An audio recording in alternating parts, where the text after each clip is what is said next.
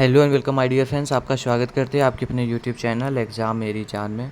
दोस्तों, आपका seat allotment result release हो चुका है। उसमें दो ऑप्शन आ रहा है, एक्सेप्ट एंड फ्रीज का, दूसरा है रिजेक्ट एंड विड्रा का। आपको इसमें से क्या चुनना है?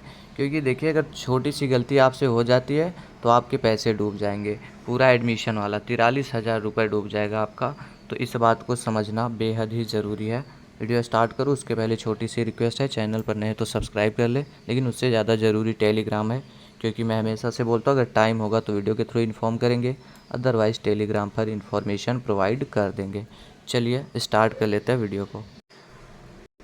ऑफिशियल वेबसाइट पर आप पहुँचेंगे तो यहाँ कुछ ऐसा इंटरफेस आएगा। यहाँ पर दिख रहा होगा round first decision making on allotted seat. ये 31 जुलाई से स्टार्ट है और 2 अगस्त तक चलने वाली है। यहाँ मतलब सीट को एक्सेप्ट करना है आपको। अब देखिए इसमें होता क्या है। अभी तो आपको एडमिशन लेना है कल से। 1 अगस्त से 5 अगस्त के बीच एडमिशन होना है, तो जल्दबाजी बिल्कुल भी मत करिए। और ये प्रोसीजर आज से ही स्टार्ट हुआ है। जो स्टूडेंट्स कल पेमेंट कर रहे होंगे, मतलब 30 जुलाई को जो कर रहे होंगे, उनको प्रॉब्लम फेस करने को आई होगी। हो सकता है उनका 19,000 रुपये फंस गया होगा, लेकिन आपको ये गलती अभी में नहीं करनी है। क्योंकि एडमिशन आप कल से लेने जाएंगे तो आज इवनिंग में ट्राई कर सकते हैं। मैं बताऊंगा आपको जब करना होगा, लेकिन उसके पहले नहीं करना है। ठीक, अब इधर पे क्लिक कर ले, login for registered users, click here. यहाँ पर आकर के अपनी एप्लीकेशन आईडी इंटर करो, पासवर्ड इंटर करो और ये कैप्चा नीचे फिलअप करके लॉगिन कर लो। अब कुछ स्टूडेंट्स हैं जिनके में डिसीजन मेकिंग का ऑप्शन नहीं आ रहा, क्या उनको सीट नहीं अलॉट हुई है? तो देखिए फैकल्टी, मैंने इसके रिगार्डिंग बात किया, उन्होंने बोला सर ऐसा नहीं है कि जिनके में डिसीजन मेकिंग नहीं आ रहा उनको सीट नहीं अलॉट हुई है। ये डाटा धीरे धीरे से अपलोड हो रहा है, ऐसा हो सकता है बाद में स्टूडेंट्स को सीट अलॉट हो जाए। बात समझ में आ रही? इसके लिए आपको थोड़ा सा शब्द रखने की ज़रूरत है। जब आईडी को लॉगिन करते हैं, कैसा पेज आ रहा है वो बताते हैं आपको। कुछ इस तरीके का इंटरफेस आएगा। Help desk, counselling registration, choice filling, score card, ऐसा कुछ देखने को मिलेगा।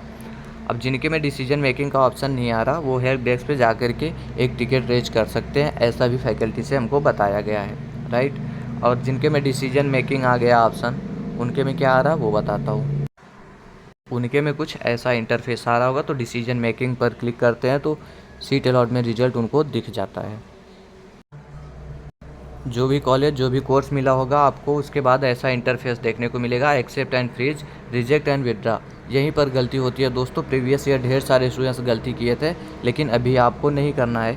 तो मैंने फैकल्टी में बात किया कि मुझको मान लीजिए कोर्स या कॉलेज कुछ भी पसंद नहीं आया, या दो में से कोई एक नहीं पसंद आया, तो मैं सेकंड काउंसलिंग पार्टिसिपेट करना चाहता हूँ, लेकिन इसमें एडमिशन प्रोसीजर कंप्लीट करना चाहता हूँ। क्योंकि प्रॉस्पेक्टस में अच्छे से मेंशन है, अगर आप एडमिशन प्रोसीजर कंप्लीट कर लेते हैं फिर जाते हैं सेकंड काउंसलिंग के लिए, तो आपकी फ़र्स्ट वाली सीट सेफ़ रह जाती है।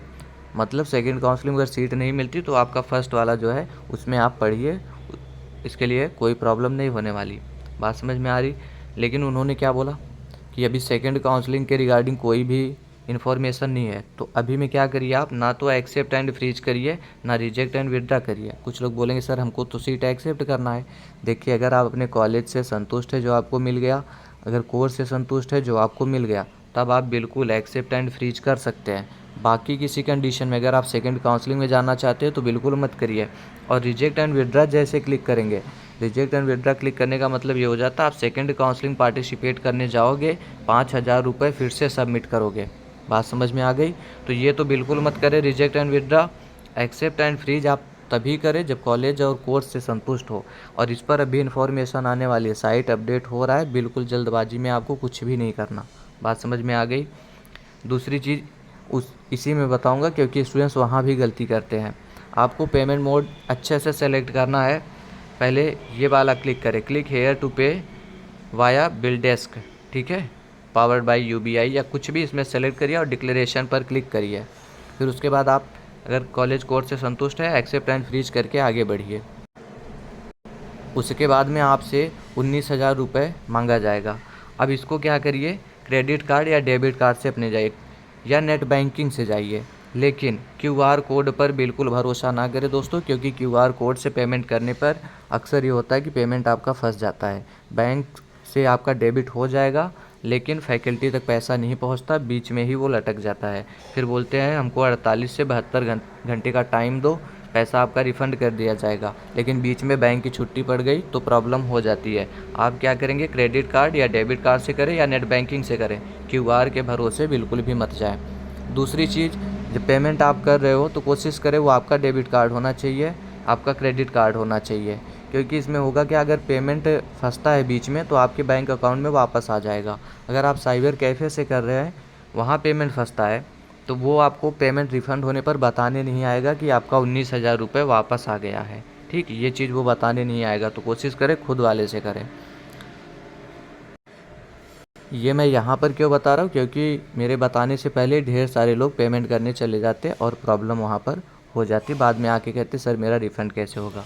दूसरी चीज़, अगर आप 24,000 रुपये फ़ीस समझ करके एडमिशन लेने जा रहे हो तो ये भ्रम मन से निकाल दें। 43,000 रुपये फ़ीस आपका लगने वाला है।